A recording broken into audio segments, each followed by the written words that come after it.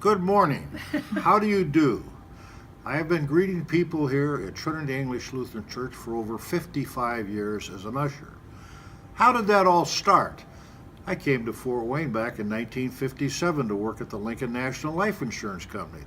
I met a charming young lady there by the name of Nancy Broody, who just happened to be a member of Trinity English. We got married a couple of years later, and the next year my father-in-law had me on the ushers team. I have not wandered since then. Linda? Well, my children came home one Sunday, and they were so excited because their father had brought them to Trinity, and I was sick, and I couldn't go to church. And they came in, and they were jumping up and down, and they said, "Mother, we have found the greatest church." And all the ushers wear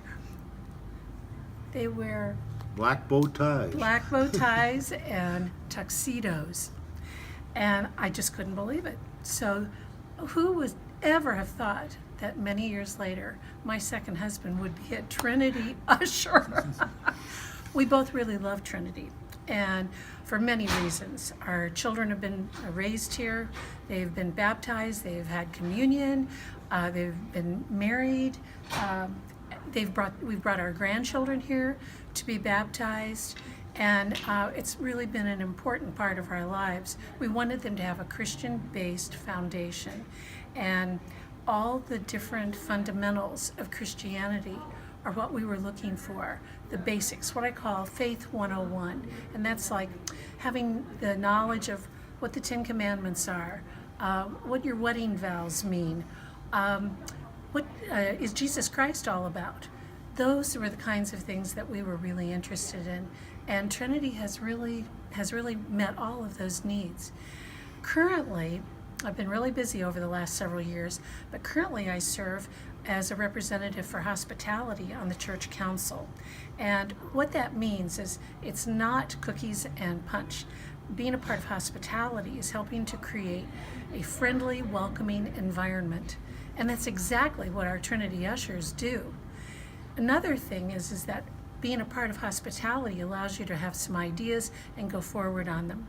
One of the ideas that actually my husband had was that he wanted to see the Trinity men have a program that they could come to. And Ross, I think you ought to talk about that.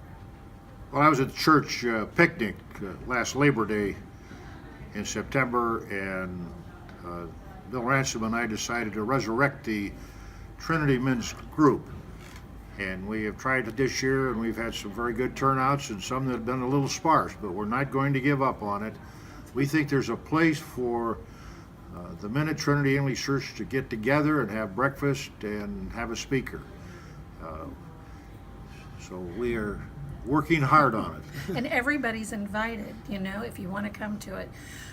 Trinity Women also offer a great program for the women's circles, and I'm a member of the Southwest Circle, and next year I will be in charge of membership.